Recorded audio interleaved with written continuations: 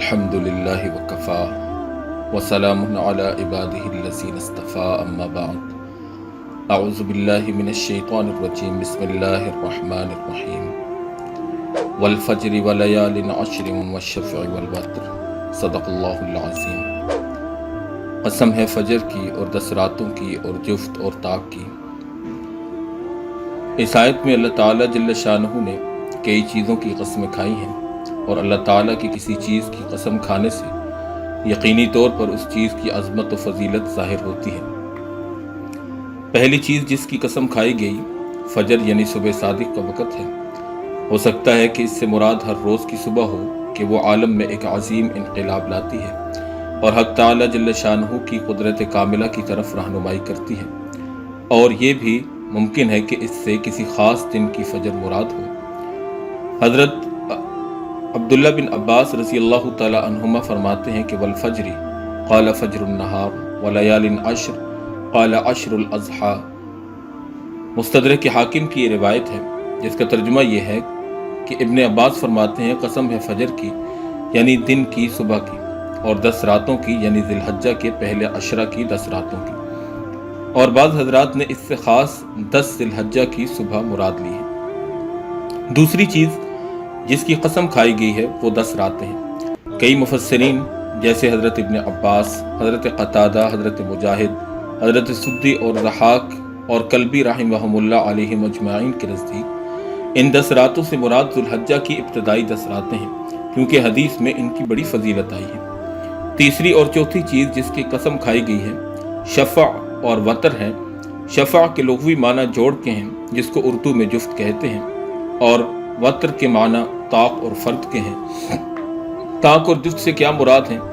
اس کے متعلق مفسرین کے کئی اقوال ہیں، مگر حدیث میں جفت سے عید الاضحیٰ کا دن اور طاق سے عرفہ کا دن مراد ہونا بیان کیا گیا۔ چنانچہ حضرت جابر رضی اللہ تعالیٰ عنہ سے روایت ہے، وہ کہتے ہیں قال رسول اللہ صلی اللہ علیہ وسلم والفجر ولیال عشر عشر الاضحیۃ والوتر یوم عرفہ والشفع یوم النحر۔ یعنی رسول اللہ صلی اللہ علیہ وسلم نے فرمایا قسم ہے فجر کی اور 10 راتوں کی یعنی ذی الحجہ کی 10 راتوں کی، اور قسم ہے طاق کی یعنی عرفہ کے دن کی، اور قسم ہے جفت کی یعنی عید الاضحیٰ کے دن کی۔ اسی طرح حضرت جابر رضی اللہ تعالیٰ عنہ سے ہی ایک روایت ہے جس کو مسند امام احمد بن حنبل میں نقل کیا گیا ہے۔ وہ کہتے ہیں عن النبی صلی اللہ علیہ وسلم قال ان العشر عشر الاضحیٰ والوتر یوم عرفہ والشفع یوم النحر۔ یعنی نبی پاک صلی اللہ علیہ وسلم نے فرمایا کہ 10 سے مراد ذی الحجہ کا پہلا عشرہ ہے، اور طاق سے مراد یوم عرفہ ہے، اور جفت سے مراد عید الاضحیٰ کا دن ہے۔ اسی قسم کی ایک روایت حضرت عبداللہ بن عباس رضی اللہ تعالی عنہما سے بھی سنن ابی داؤد کے اندر منقول ہے، اور ابن عباس رضی اللہ تعالی عنہما سے ہی ایک روایت سنن دارمی کے اندر بھی منقول ہے جس کا مضمون قریب یہی ہے۔ حضرت جابر رضی اللہ تعالی عنہ سے اس کے متعلق ایک روایت اور منقول ہے جس کو مجمع الزوائد کے اندر مسند بزار کے ذیل میں ذکر کیا گیا ہے۔ چنانچہ ابن عباس کہتے ہیں ان رسول اللہ صلی اللہ علیہ وسلم قال افضل ایام الدنیا ایام العشر یعنی عشرۃ الحجہ، یعنی رسول اللہ صلی اللہ علیہ وسلم نے فرمایا کہ دنیا کے دنوں میں سب سے افضل دن ذی الحجہ کے پہلے عشرہ کے 10 دن ہیں۔ اسی طرح حضرت عبداللہ بن عمر رضی اللہ تعالی عنہما سے روایت ہے، وہ کہتے ہیں عن النبی صلی اللہ علیہ وسلم قال ما من ایام اعظم عند اللہ ولا احب الیہ من العمل فیہن من هذه الایام العشر فاکثروا فیہن من التحلیل والتکبیر والتحمید۔ ابن عمر نبی پاک صلی اللہ علیہ وسلم سے روایت کرتے ہیں کہ آپ نے فرمایا کہ کوئی دن بھی اللہ تعالیٰ کے نزدیک زیادہ عظیم اور زیادہ پسندیدہ نہیں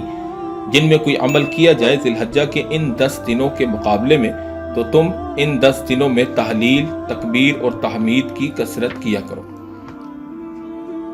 اسی طرح کی ایک روایت حضرت عبداللہ بن عباس رضی اللہ تعالی عنہما سے بھی منقول ہے۔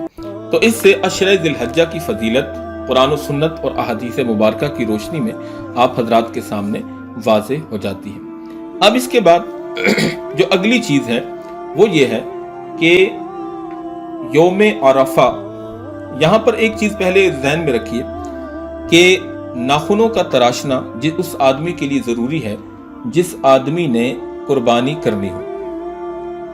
یعنی جس آدمی نے قربانی کرنی ہے وہ قربانی سے پہلے نہ تو اپنے ناخن تراشے گا اور نہ ہی اپنے بالوں کو تراشے گا۔ چنانچہ مسلم شریف کی روایت ہے جس کی راویہ ام المومنین حضرت ام سلمہ رضی اللہ تعالی عنہا ہے، وہ کہتی ہیں ان النبی صلی اللہ علیہ وسلم قال اذا رأيتم حلال ذی الحجۃ واراد احدکم ان یضحی فلیمسک عن شعرہ واظفارہ، کہ نبی پاک صلی اللہ علیہ وسلم نے فرمایا کہ جب تم ذو الحجہ کا چاند دیکھ لو اور تم میں سے کسی کا قربانی کرنے کا ارادہ ہو تو وہ اپنے بال اور ناخن کاٹنے سے رک جائے۔ ان جیسی احادیث کو مد نظر رکھتے ہوئے فقہاء کرام نے فرمایا کہ قربانی کرنے والے کے لیے مستحب ہے کہ ذو الحجہ کا چاند نظر آنے کے بعد قربانی کرنے تک اپنے ناخن نہ کاٹے اور سر اور بغل اور ناف کے نیچے وغیرہ کے بال، کسی بھی حصے کے بدن کے بال نہ کاٹے۔ لیکن ایک بات یہاں پر ذہن میں رکھیے کہ یہ حکم صرف استحبابی ہے، کہ فرض یا واجب کے درجے میں نہیں ہے۔ دوسری بات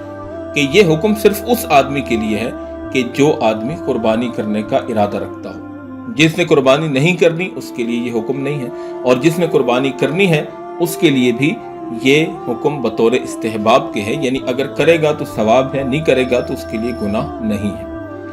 9 ذی الحجہ کا دن مبارک دن ہے۔ 9 ذی الحجہ کے دن حج کا سب سے بڑا رکن یعنی وقوف عرفہ ادا کیا جاتا ہے، اور اس دن بے شمار لوگوں کی بخشش اور مغفرت کی جاتی ہے۔ اسلام کے تکمیلی رکن حج کا سب سے عظیم رکن اس دن میں ادا ہونا اس بات کی دلیل ہے کہ یہ دن بڑی فضیلت والا ہے۔ تو 9 ذی الحجہ کے دن کو یوم عرفہ کے نام سے یاد کیا جاتا ہے۔ چنانچہ قرآن حکیم میں اللہ تعالیٰ جل شانہ کا فرمان ہے وَالسَّمَاءِ ذَاتِ الْبُرُوجِ وَالْيَوْمِ الْمَوْعُودِ وَشَاهِدٍ وَمَشْهُودٍ، قسم ہے آسمان کی جس میں برج ہیں، اور اس دن کے جس کا وعدہ ہے، اور اس دن کی جو حاضر ہوتا ہے، اور اس دن کی جس کے پاس حاضر ہوتے ہیں۔ احادیث سے معلوم ہوتا ہے کہ شاہد سے جمعہ کا دن مراد ہے، اور مشہود سے عرفہ کا دن مراد ہے، اور یوم موعود سے قیامت کا دن مراد ہے۔ جمہور مفسرین نے اسی تفسیر کو اختیار فرمایا ہے، اگرچہ بعض اور تفسیریں بھی منقول ہیں۔ چنانچہ حضرت ابو ہریرہ رضی اللہ تعالی عنہ سے روایت ہے، کہتے ہیں کہ اللہ کے رسول صلی اللہ علیہ وسلم نے فرمایا الیوم الموعود یوم القیامت والیوم المشہود یوم عرفہ وشاہد یوم الجمعہ۔ یہ ترمذی شریف کی روایت ہے۔ ابو ہریرہ کہتے ہیں کہ اللہ کے رسول صلی اللہ علیہ وسلم نے فرمایا کہ یوم موعود قیامت کا دن ہے، اور یوم مشہود عرفہ کا دن ہے، اور شاہد جمعہ کا دن ہے۔ اسی طرح حضرت ابو مالک اشعری رضی اللہ تعالیٰ عنہ سے روایت ہے، وہ کہتے ہیں اللہ کے رسول صلی اللہ علیہ وسلم نے فرمایا الیوم الموعود یوم القیامت وان الشاہد یوم الجمعۃ وان المشہود یوم عرفہ، یعنی اللہ کے رسول صلی اللہ علیہ وسلم نے فرمایا یوم موعود قیامت کا دن ہے، اور شاہد جمعہ کا دن ہے، اور مشہود عرفہ کا دن ہے۔ اسی طرح حضرت عائشہ رضی اللہ تعالی عنہا سے مسلم شریف کے اندر ایک روایت ہے، وہ کہتی ہیں ان رسول اللہ صلی اللہ علیہ وسلم قال ما من یوم اکثر من ان یعتق اللہ فیہ عبدا من النار من یوم عرفہ وانہ لیدنو ثم یباہی بہم الملائکۃ فیقول ما اراد ہؤلاء۔ ام المومنین کہتی ہیں کہ رسول اللہ صلی اللہ علیہ وسلم نے فرمایا کہ کوئی دن ایسا نہیں جس میں اللہ تعالیٰ عرفہ یعنی 9 ذی الحجہ کے دن سے زیادہ بندوں کو جہنم سے نجات دیتے ہوں، اور اللہ تعالیٰ عرفہ کے دن بندوں کے قریب ہوتے ہیں، پھر فخر کے طور پر فرشتوں سے فرماتے ہیں کہ یہ بندے کیا چاہتے ہیں۔ اب اس کے بعد ہم یوم عرفہ کے روزے کی فضیلت پر کچھ احادیث آپ کے سامنے مختصراً بیان کرنا چاہتے ہیں، جس سے پتہ چلے گا کہ یوم عرفہ کا روزہ بہت ہی بڑی فضیلت والا روزہ ہے۔ چنانچہ حضرت ابو قتادہ انصاری سے ایک لمبی حدیث سے منقول ہے، جس کے الفاظ کچھ یوں ہیں، ایک جملہ کچھ یوں ہے کہ انہوں نے فرمایا وَسُئِلَ عَنْ صَوْمِ يَوْمِ عَرَفَةَ فَقَالَ يُكَفِّرُ السَّنَةَ الْمَاضِيَةَ وَالْبَاقِيَةَ۔ مسلم شریف کی روایت ہے کہ رسول اللہ صلی اللہ علیہ وسلم سے عرفہ یعنی 9 ذی الحجہ کے دن کے روزہ کے بارے میں سوال کیا گیا، تو آپ علیہ السلام نے فرمایا کہ یہ 1 سال گزشتہ اور 1 سال آئندہ کے صغیرہ گناہوں کا کفارہ ہے۔ اسی طرح حضرت ابو قتادہ سے ہی ایک روایت سنن کبریٰ للنسائی کے اندر منقول ہے، جس کا ترجمہ کچھ یوں ہے، جس کی روایت کے الفاظ کچھ یوں ہیں کہ حضرت ابو قتادہ نبی پاک صلی اللہ علیہ وسلم سے روایت کرتے ہیں کہ آپ نے فرمایا صوم عاشوراء یکفر السنۃ الماضیہ، کہ عاشورہ یعنی 10 محرم کا روزہ گزشتہ ایک سال کے گناہ کا کفارہ ہے۔ وصوم عرفہ یکفر سنتین الماضیۃ والمستقبلہ، اور صوم عرفہ یعنی عرفہ کے دن کا روزہ 9 ذی الحج کا روزہ وہ 2 سال، ایک سال گزشتہ اور ایک سال آئندہ کے گناہوں کا کفارہ ہے۔ حضرت سہل بن سعد فرماتے ہیں کہ اللہ کے رسول صلی اللہ علیہ وسلم نے فرمایا من صام یوم عرفہ غفر له سنتین متتابعتین۔ حضرت سہل بن سعد کہتے ہیں کہ اللہ کے رسول صلی اللہ علیہ وسلم نے فرمایا جس نے یوم عرفہ یعنی 9 ذی الحجہ کا روزہ رکھا تو اس کے لگاتار 2 سال کے صغیرہ گناہ معاف کر دیے جاتے ہیں۔